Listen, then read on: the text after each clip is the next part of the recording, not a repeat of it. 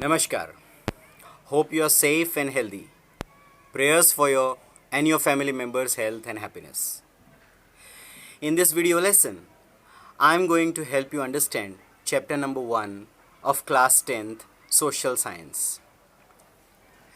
The name of the chapter is Heritage of India.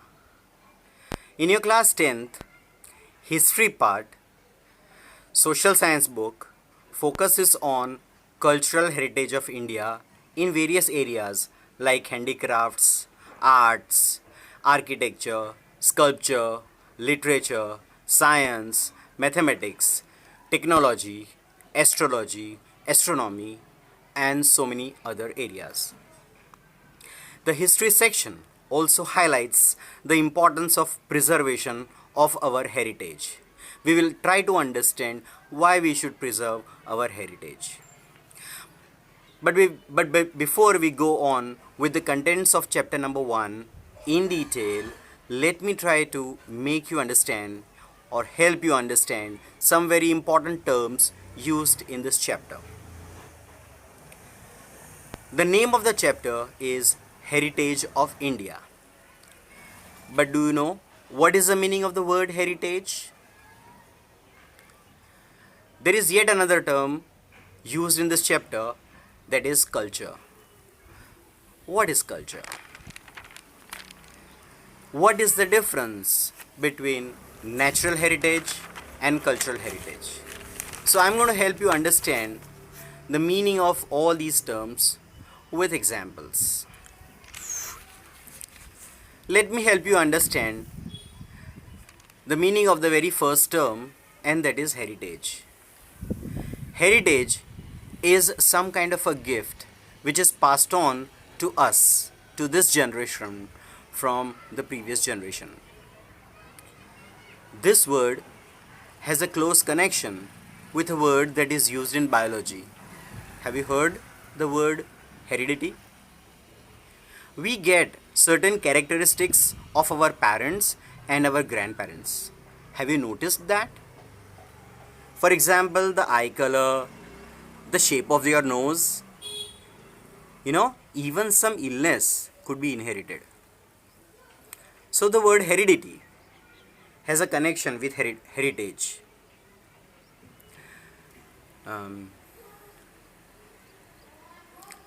So heritage is a kind of a gift that is passed on from one generation to another. India has so many gifts that has been passed on from one generation to another, and today also we are using those gifts. We are going to talk about the heritage of India in detail. The next term is culture. What do you mean by culture? Culture is something that is created by human beings using their intellect, their brilliance, their skill, etc. Culture is a way of life. For example, the language that we speak is a part of our culture. The way we say namaskar is a part of our culture. The way we treat our guests when they come to our house, for example, welcoming them with a smile and offering them water, that's a part of our culture. The way we celebrate festivals, the belief systems that we have, all these things are example of culture.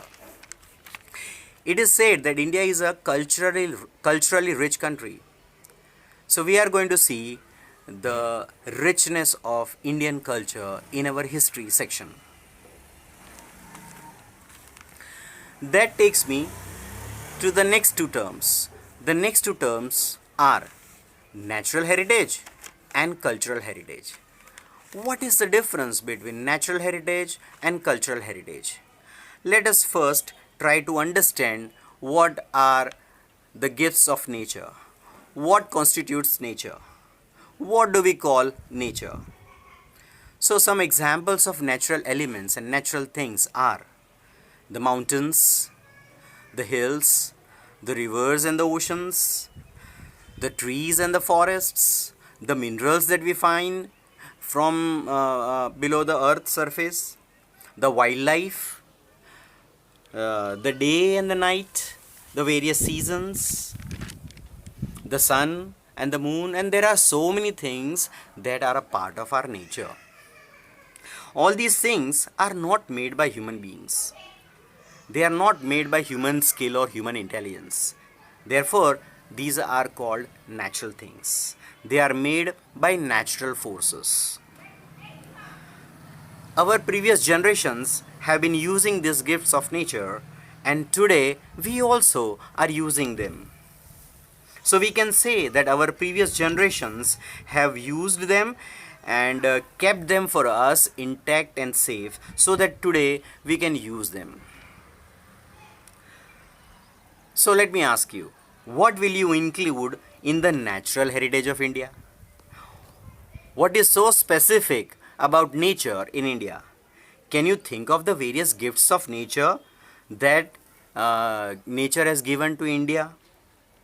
You can pause the video right now and give yourself some time to think and make a list of the natural gifts of India.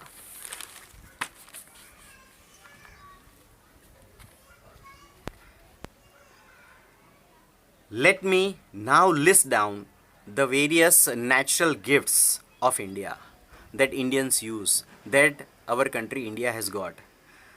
So, the natural heritage of India includes, if we talk about the mountain ranges, then the Himalayas, the Aravalis, the Satpura, and the Vindhya, and then there are others also. In India, we have rivers like River Ganga, Yamuna, Saraswati, Narmada, Godavari, Krishna, Kaveri, and there are so many other rivers in India. We have different types of forests. We have forests in the Himalayan range, like we have the Tarai mountains, Tarai forests. We have Tarai forests in the Himalayan mountain range. We have the rainforest in the northeast. We have the Sundarbans. We have got various types of trees. We have got herbs. We have got trees like peepal, banyan, neem. We have got herbs like tulsi, ardusi, aloe vera, harde, amla, baheda, ashwagandha, and there is a long list of herbs and trees. If we talk about the animals and the birds, we have Asiatic lions, we have the rhino, one-horned rhino, we have the turtles, foxes, leopards, good curs, we have peacocks, eagles, vultures, snakes, lizards. There is a whole variety of animals and birds in India. These things of nature are there for us. All these things come under the list of natural heritage of India. That takes me to yet another term, and that is cultural heritage of India. So if I want to ask you, can you think of some examples of cultural heritage of India? You can pause the video and think of what are the various culturally important things of India. What are the examples of cultural heritage of India? Let me give you the list. The Himalayan mountain range is a natural heritage. It's a part of nature. But you are very well aware about some religious places that are found in the Himalayan mountain range. For example, we have Badrinath, we have Kedarnath, we have Amarnath, we have Vaishno Devi. All these places which have got religious importance are there in the Himalayan mountain range. So these places can be called cultural heritage, or they are a part of cultural heritage of India. If we talk about rivers, we have so many rivers, as I told you. Rivers are natural gifts, but considering rivers as Lok Mata, that is mother of people, is something very India specific. So that is the Indian cultural heritage.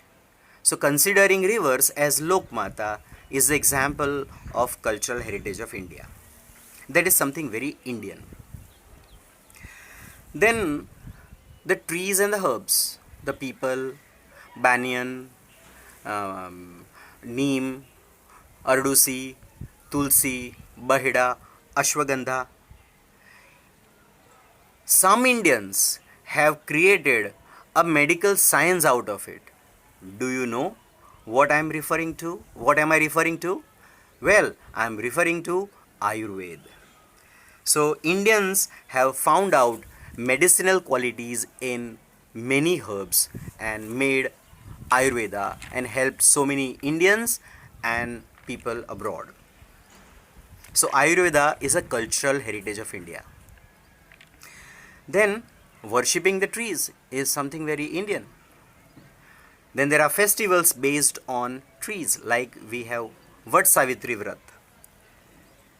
So, all these are the examples that can come under the cultural heritage of India. Even considering the animals and the birds as the vehicles of gods and goddesses. Can you think of some examples? Let me give you one example. Rat is considered the vehicle of Lord Ganpati. Peacock is considered the vehicle of Goddess Saraswati. And you can think of many such examples. So, any creation by humans and passing that on to the next generation is the cultural heritage. Hope you have understood these terms. So, as homework, note down these 4 terms in your fair notebook and add more examples under each of these terms. You can give the examples, you can write the examples that I have listed down, and you also add to that list. So, that is one homework for you. As we move further in this chapter, we will find a special section on the cultural heritage of Gujarat. Since we belong to the state of Gujarat, there is a special section on cultural heritage of Gujarat. So I want you to make a list of culturally important places of Gujarat. They are very well listed in the chapter number 1. You can make a list of the culturally important places in the following way. You can list down the places of Gujarat that have archaeological importance.